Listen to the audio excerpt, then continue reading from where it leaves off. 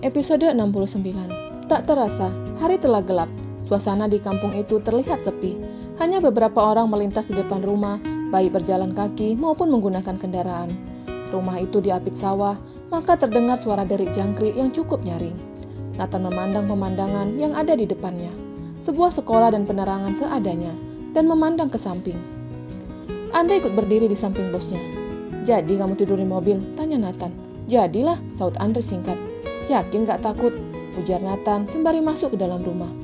Andre melirik ke arah mobil dan tiba-tiba bulu kuduknya meremang. Dia langsung masuk ke dalam rumah, duduk di dekat Nathan. "Aku tidur di kursi ini saja." Andre menunjuk kursi panjang yang diduduki Nathan. "Lalu aku tidur di mana?" tanya Nathan balik. "Kamu kan tidur di dalam." Putri keluar dari dalam kamar, menyerahkan bantal dan selimut kepada kedua pria itu. "Kami tidak butuh selimut," Nathan menolak. "Yakin tidak butuh? Di sini udaranya kalau malam sangat dingin. Tapi karena kamu tidak mau ya sudah." Putri membawa kembali selimut itu. "Aku mau selimut itu," ujar Andre segera mengambil selimut yang dipegang Putri. Setelah itu Putri hendak masuk kembali ke kamar dan Nathan kembali memanggil namanya. "Putri," panggilnya. Wanita itu membalikkan badannya. "Aku lapar," rengeknya. "Kamu kan sudah makan tadi," ujar Putri. "Apa kamu tidak lihat tadi makanku sedikit? Biasanya aku makan dalam porsi besar, tapi hari ini aku makan sangat sedikit. Aku tidak kuat menahan lapar," rengeknya sembari memegang perutnya. "Gak usah manja," saut Putri dan berlalu ke kamar.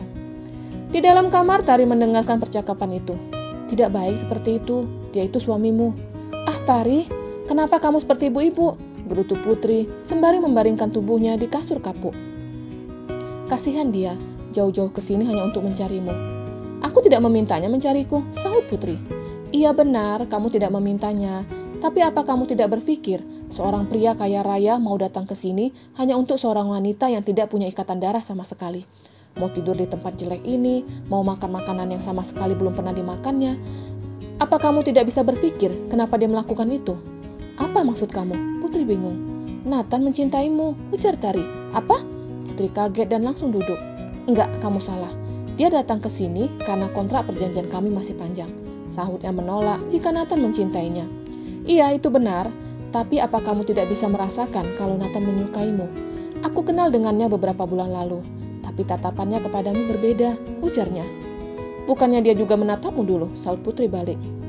"Aku tidak tahu dia menatapku apa tidak, karena dulu dia selalu menggunakan kacamata hitam. Tapi sekarang dia tidak menggunakan benda itu. Tatapannya kepadamu sangat lembut." "Ah, dia mengada-ngada. Dia tidak mencintaiku. Dia hanya menyukai itu." Putri diam. "Menyukai apa?" tanya Tari penasaran. "Tidak ada," sahutnya kembali membaringkan tubuhnya di kasur. "Maaf Tari, aku sudah menyerahkan badanku kepadanya. Aku dan Nathan sudah melakukan hubungan badan. Aku tidak mau kamu tahu," batinnya. Tari beranjak dari kasur dan keluar dari kamar. Kedua pria itu langsung menoleh ke arahnya. "Andre, itu Putri apa Tari?" tanyanya pelan. "Aku juga nggak tahu," sahut Andre. "Tuan mau makan apa?" tanya Tari. "Oh, ternyata Tari. Apa yang ada di sini?" tanya Nathan balik. "Tempe dan telur," sahut Tari. "Itu lagi," Nathan menggaruk rambutnya yang tidak gatal. "Apa mau saya buatkan nasi goreng?" tawar Tari. "Nah, itu saja," sahut Nathan semangat. "Mana Putri?" tanyanya sembari melirik ke arah pintu kamar depan. "Ada di kamar," sahut Tari sembari beranjak ke dapur. "Kamu ke sana temani Tari," bisik Nathan. "Ngapain?" Andre sibuk memainkan ponselnya. Tapi Nathan menarik ponsel itu. "Sudah sana temani Tari," titahnya. Dengan langkah gontai Andre ke dapur, sedangkan Nathan diam-diam membuka pintu kamar dan memasukkan sebagian kepalanya ke dalam kamar. Dia dapat melihat istrinya sedang berbaring sembari menghadap tembok. Dia langsung masuk ke dalam kamar dan menutup pintu secara perlahan, lalu tidur di samping istrinya. "Kamu gak jadi masak?" tanya Putri dalam keadaan masih menghadap ke arah tembok. Nathan tidak menjawab. Dia pura-pura memejamkan matanya. "Tari, kenapa diam saja?" Putri membalikkan badannya dan teriak ketika melihat ada Nathan di sampingnya. Nathan menutup mulut istrinya dengan bibirnya. "Lepaskan!" Putri memberontak. Tapi Nathan masih mencium bibir ranum itu. Tidak ada balasan dari Putri, sehingga Nathan mengakhiri ciuman itu. "Kenapa kamu di sini?" Putri menoleh ke arah pintu. "Aku mau tidur denganmu," sahutnya sembari menaikkan kakinya di badan istrinya, dan tangannya mulai memeluk. "Lepaskan!" Putri mengangkat tangan suaminya yang menurutnya sangat berat. "Ingat, kemarin itu terakhir, tidak ada hubungan badan lagi." Putri mengingatkan, sembari mengangkat tangan dan menggeser kaki suaminya dari tubuhnya. "Geser Nathan, aku bukan guling," ujarnya lagi, masih dengan usahanya. "Kamu terlalu cantik kalau jadi guling," ujarnya dengan mata tertutup. "Gombal," sahutnya, masih dengan usahanya memindahkan kaki suaminya. "Ya sudah, aku ganti. Kamu tahu oli?" tanya Nathan. "Oli apa dulu?" tanya Putri balik. "Pokoknya oli," sahut Nathan sembari tetap memeluk istrinya. Sengaja dia melakukan itu agar istrinya tidak keluar dari kamar dan meninggalkannya. "Iya, kenapa?" tanya Putri balik. "Jika kamu jadi bunga, aku jadi kembangnya," gombalnya Nathan. "Lalu, jika aku jadi oli?" tanya Putri balik. "Aku jadi motornya," sahutnya sembari naik ke atas tubuh istrinya. Dia menciumi kembali bibir istrinya. Sementara itu di dapur, Tari sedang meracik bumbu nasi goreng dengan kedua pria itu, dan dia kaget ada Andre duduk di kursi makan. Kamu?" ujarnya sembari mengupas bawang. "Mak, mau aku bantu?" ujar Andre gugup. "Boleh, kupaskan ini." Tari menyerahkan bawang merah dan putih ke Andre. Pria itu mulai mengupas bawang itu, sedangkan Tari menyalakan kompor sumbu. "Tari, apa tidak ada yang lebih pedas lagi?" ujar Andre sembari mengupas bawang. Tari menoleh ke arah pria itu dan tertawa ketika melihat Andre sudah berlinang air mata. "Maafkan aku," ujarnya dan mengambil bawang itu dari tangan Andre. Dan tangan mereka bersentuhan. Tari terlihat cuek, tapi Andre merasa gugup ketika tangan mereka bersentuhan cukup singkat. Biasanya ketika bersentuhan dengan lawan jenis, Andre tidak gugup, tapi karena Nathan ingin menjodohkannya dengan Tari, membuatnya gugup berada di dekat wanita itu. "Kamu tunggu saja di sana," ujarnya menunjuk ke arah ruang tamu. "Apa kamu yakin?" tanya Andre balik. Tari menganggukkan kepalanya. Dia kembali ke ruang tamu dan tidak menemukan bosnya. Dia membuka pintu ruang tamu dan tidak ada sosok bosnya, tapi dia mendengar suara berisik dari dalam kamar depan. "Pasti mereka sedang membuat anak," gumam Andre dan kembali ke dapur. "Loh, kok kembali lagi?" tanya Tari balik. "Aku hanya mau menemanimu," sahutnya, kemudian menutup mulutnya dengan telapak tangannya. "Kenapa dengan mulutku?" batin Andre. "Tidak perlu ditemani, aku sudah biasa sendiri," sahut Tari. Ucapan Tari membuat Andre merasa iba. Wanita yang selalu hidup seorang diri dan akan sendiri selamanya. "Kenapa kamu memilih kampung ini?" tanya Andre. "Ide semua ini dari Putri. Dia mengatakan kepadaku untuk tinggal di rumah nenek.